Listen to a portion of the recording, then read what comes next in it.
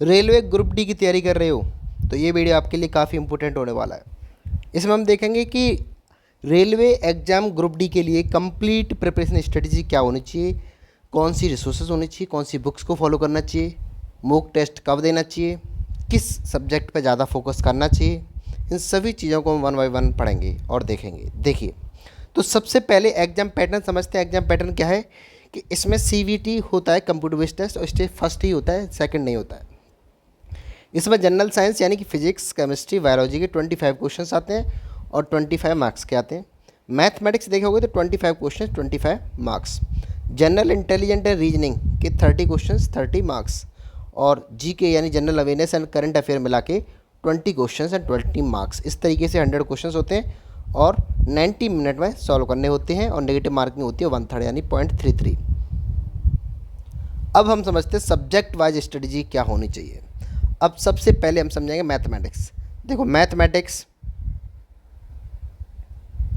सबसे पहले क्या फोकस करना चाहिए, फोकस ऑन अर्थमेटिक टॉपिक्स, जैसे कि नंबर सिस्टम से बहुत ज़्यादा क्वेश्चंस आते हैं, बॉड मास हुआ, परसेंटेज भी काफ़ी इंपॉर्टेंट टॉपिक है, ratio and proportional, mensuration, time and work, distance and simple interest and compound interest. यहाँ से जो मोस्ट इंपॉर्टेंट टॉपिक्स हैं यानी कि जिनका वेटेज हाई रहता है, ये टॉपिक्स हैं। बाकी और भी टॉपिक्स से आते हैं बट ये इंपॉर्टेंट टॉपिक्स होते हैं। उसके बाद रीजनिंग की बात करता हूँ, analogy, coding decoding, series, Venn diagram, blood relation, syllogisms, puzzles. और जनरल साइंस की बात करता हूँ, क्लास 9th और 10th की एनसीईआरटी आती है, यानी इसमें फिजिक्स, केमिस्ट्री, बायोलॉजी सब कुछ आ गया। कहाँ कहाँ फोकस करना है, मोशन पर, एनर्जी पर, एसिड बेस पर, मेटल्स नॉन मेटल्स पर और ह्यूमन बॉडी पर, जैसे कि श्वसन तंत्र क्या होता है, डाइजेशन सिस्टम क्या होता है, पाचन तंत्र, और ब्लड के बारे में पढ़ना, हार्ट के बारे में पढ़ना, ये सारी चीज़ों के बारे में बहुत ज़्यादा इंपॉर्टेंट हो जाती है। जनरल अवेयरनेस आती है, वो करंट अफेयर आती है, लास्ट 1 ईयर्स का पढ़ना होता है आपको। स्टैटिक जीके आती है, इसमें पॉलिटी, हिस्ट्री, इकोनॉमिक्स, ज्योग्राफी और रेलवे के फैक्ट्स आते हैं, ये आपको कंप्लीट पढ़ना होता है। अगर हम बात करते हैं बेस्ट बुक, बता दीजिए सर बेस्ट बुक क्या हो जाती है रेलवे के लिए। तो देखिए, बुक्स एंड रिसोर्सेज की मैं बात करूं तो मैथमेटिक्स में सबसे बेस्ट इंपॉर्टेंट बुक हो जाती है आर एस अग्रवाल। और R S Agarwal aptitude reasoning के लिए बहुत ही ज़बरदस्त बुक होती है। और इसमें अगर देखोगे आपको सारे के सारे क्वेश्चंस रिपीटेड दिख जाएंगे। रेलवे में आप देखोगे इससे बाहर कॉन्सेप्ट नहीं दिखेगा। PYQ प्रीवियस ईयर क्वेश्चंस किस किस के, रेलवे के और एसएससी के, इसके अलावा कुछ भी नहीं लगाना। जितने ज़्यादा प्रीवियस ईयर क्वेश्चंस लगा सकते हो बहुत ज़्यादा इंपॉर्टेंट है, और प्रैक्टिस के लिए आर एस अग्रवाल को फॉलो कर सकते हो। इसके अलावा कोई बुक पकड़ने की ज़रूरत नहीं है। किसी बुक में देखोगे मोर एंड लेस सारे क्वेश्चंस यही होते हैं, एसएससी और रेलवे के PYQs। रीजनिंग के लिए बात कर दूँ, लूसेंट की बुक उठा लीजिए, लूसेंट थ्योरी पढ़ने के लिए, और या फिर आर एस अग्रवाल की उठा लीजिए वर्बल एंड नॉन वर्बल के लिए। प्रैक्टिस कहाँ से करना है सर, बस PYQ। किसके PYQ, एसएससी कर लो या रेलवे कर लो, बात एक ही है, लगभग ऑलमोस्ट सेम ही रहता है। तो आपको ये करना है रीजनिंग में, इसके अलावा कुछ भी नहीं करना है। प्रैक्टिस के लिए या तो रीजनिंग की बुक ले लीजिए, इसको ले लीजिए लूसेंट की या आर एस अग्रवाल की, दोनों में से एक लेना है, दोनों नहीं लेनी है। साइंस के लिए सर एनसीईआरटी 9th 10th की पढ़ लीजिए, 9th 10th की एनसीईआरटी काफ़ी होती है। लूसेंट जनरल साइंस आती है, उसको कर लीजिए, PYQ कर लीजिए, बस इसके अलावा कुछ नहीं करना है। PYQ करना है, बहुत ज़्यादा इंपॉर्टेंट है। एसएससी करो या रेलवे करो, सारे PYQ कर लीजिए, वहाँ से काम हो जाएगा। आपको स्टिक रहना है, स्टडी मटेरियल कम होना चाहिए, ज़्यादा नहीं होना चाहिए, उसको मल्टीपल रिवीजन करना चाहिए, कई बार रिवीजन करना चाहिए। जीके एंड करंट अफेयर में देखोगे लूसेंट की बुक पकड़ लीजिए। प्रतियोगिता दर्पण चाहते हो तो प्रतियोगिता दर्पण लीजिए। ऑनलाइन करंट अफेयर के लिए टेक्स्ट बुक वाडा 247 हुआ, इनको देख लीजिए। बाकी इसके अलावा कुछ भी नहीं करना है। डेली अगर तुम 8 घंटे दे पा रहे हो तो मैं इसमें शेड्यूल बता देता हूँ क्या क्या करना है आपको। मॉर्निंग में 2 घंटे मैथमेटिक्स की प्रैक्टिस कर लीजिए और PYQ कर लीजिए, बस प्रैक्टिस करना है, यानी कि कोई एक चैप्टर उठाना है, उसके कंसेप्ट पढ़ना है, उसके बाद उसकी PYQ प्रैक्टिस करनी है।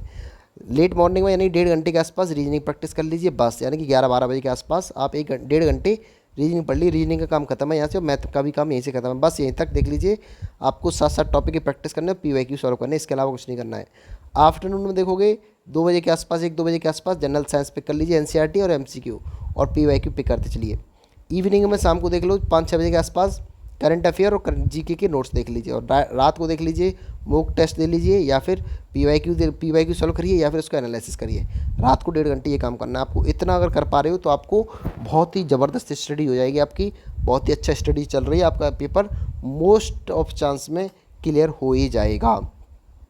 अब आता है sir mock test and practice strategy क्या होनी चाहिए। देखो, डेली पर सब्जेक्ट के 50 से लेके 100 क्वेश्चंस प्रैक्टिस करने हैं, MCQ।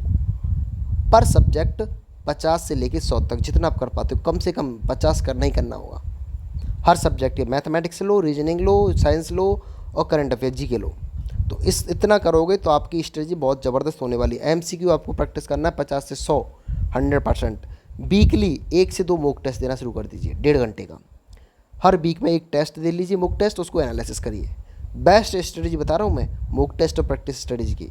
Maintain notebook for wrong questions, जो भी क्वेश्चन रॉन्ग हो जाता है उसको एक नोटबुक में लिखिए, ये क्वेश्चन हमारा इस वजह से गलत हुआ था, और उसको अच्छे से लिखिए। उसके बाद आता है यूज ऑनलाइन टेस्ट सीरीज, या तो अड्डा 247 की ले लीजिए, टेस्ट बुक लीजिए, ओला बोर्ड की लीजिए। इसमें से एक टेस्ट सीरीज लीजिए। इस टेस्ट सीरीज में से एक टेस्ट देना है पर डे नहीं मीन्स वीक में एक बार, और उसको सॉल्व करना है, और उसके बाद उसका एनालिसिस करना है। ये बहुत ज़्यादा इंपॉर्टेंट हो जाता है, और डेली 50 से 100 क्वेश्चन पर सब्जेक्ट करते चली जाइए। मंथ वाइज अगर देखूंगा तो इसमें फेज देख लेते हैं। फेज फर्स्ट में क्या करना है आपको, 2 मंथ पहला फेज, दूसरा 2 मंथ और तीसरा 1 से 1.5 मंथ। अब हमारे पास वो टाइम नहीं है, फेज फर्स्ट आपका निकल चुका है सिलेबस कवरेज वाला। अब फेज चल रहा है आपका सेकंड। इसमें क्या करना है आपको, एडवांस प्रैक्टिस करनी है बहुत ज़बरदस्त तरीके, मॉक टेस्ट लगाना है, एनालिसिस करना है। वीकली 2 मॉक टेस्ट देना शुरू कर दीजिए। अगला जो फेज आएगा, जो कि रिवीजन वाला आएगा, एग्जाम से 1 महीने पहले आएगा। अभी एक टाइम है आपके पास 1.5-2 महीना, तो आप देख लीजिए। आपका फेज सेकंड चल रहा है। फेज थर्ड में देखोगे ओनली रिवीजन करना, कुछ नहीं करना, मॉक टेस्ट देना है और उनका एनालिसिस करना, करंट अफेयर पढ़ना है, इसके अलावा कुछ भी नहीं करना है आपको। तो फेज सेकंड में चल रहे हो, फर्स्ट आपका यहाँ आई थिंक कंप्लीट हो गया होगा सिलेबस। अगर अब मैं रिवीजन स्ट्रेटजी बताऊँ, रिवीजन स्ट्रेटजी में क्या करना, शॉर्ट नोट्स बनाना है। साइंस में शॉर्ट नोट्स बहुत ज़्यादा इंपॉर्टेंट है।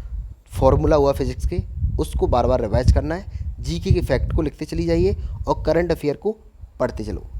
ये आपको रिवीजन में करना है। साइंस के शॉर्ट नोट्स, जीके के फैक्ट और करंट अफेयर पढ़ना है आपको। Revise NCERT science and Lucent summary, NCERT science को पढ़ लो या लूसेंट की समरी पढ़ लीजिए। तो आपको ये पढ़ते चले जाना। उसके बाद maintain math formula seat, formula seat topic wise लिख लीजिए। जैसे कि मैंने परसेंटेज जितने फार्मूले यूज हो रहे हैं, कंसेप्ट हो रहे हैं, ट्रिकी क्वेश्चन यूज हो रहे हैं, सभी को एक जगह पर होने चाहिए सारे के सारे। इस तरीके से मैथ को आपको कंप्लीट करना है। Practice repeated reasoning types questions, यानी जो बार बार क्वेश्चन रिपीट हो रहे हैं उनको बार बार प्रैक्टिस करते रहिए।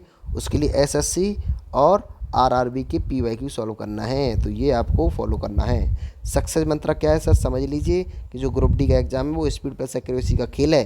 जिसने स्पीड हाई कर ली और एक्यूरेसी हाई कर ली, कम क्वेश्चंस गलत हो रहे हैं और स्पीड अच्छी है, वो जीत जाएगा इस खेल में। स्पीड और एक्यूरेसी उधार रखना, और 100 क्वेश्चन इन 19 मिनट। आप देखोगे कि 100 क्वेश्चन सॉल्व करने हैं और 90 मिनट यानी 1.5 घंटे में सॉल्व करने हैं आपको। तो आप देखोगे आपको 1 मिनट से कम टाइम लग रहा है एक क्वेश्चन के लिए, मतलब मिल रहा है आपको। तो ये 54-55 सेकंड से मिल रही है आपको। तो ये ध्यान रखना, आपको इतने ही टाइम लिमिट में आपको क्वेश्चन पेपर को सॉल्व करना है। जब मॉक टेस्ट दे रहे हो तो उसी में भी ये भी सॉल्व करना है। अगला पॉइंट है आपके पास एनसीईआरटी प्लस पीवाईक्यू। ये रामबाण है आपके लिए सबसे बड़ा स्ट्रॉन्ग टूल है। एनसीईआरटी साइंस के लिए बहुत ज़्यादा ज़रूरी है, और पीवाईक्यू एसएससी और रेलवे के लिए सबसे ज़्यादा इंपॉर्टेंट है। इसके अलावा कुछ भी करने की ज़रूरत नहीं है आपको, किसी भी रिसोर्स की ढूंढने की ज़रूरत नहीं है। पीवाईक्यू एसएससी रेलवे करते चलिए, हर सब्जेक्ट में मोर देन एनफ होते हैं। और daily practice ensure selection, daily practice करोगे तो सिलेक्शन आपका इंश्योर होता चला जाएगा।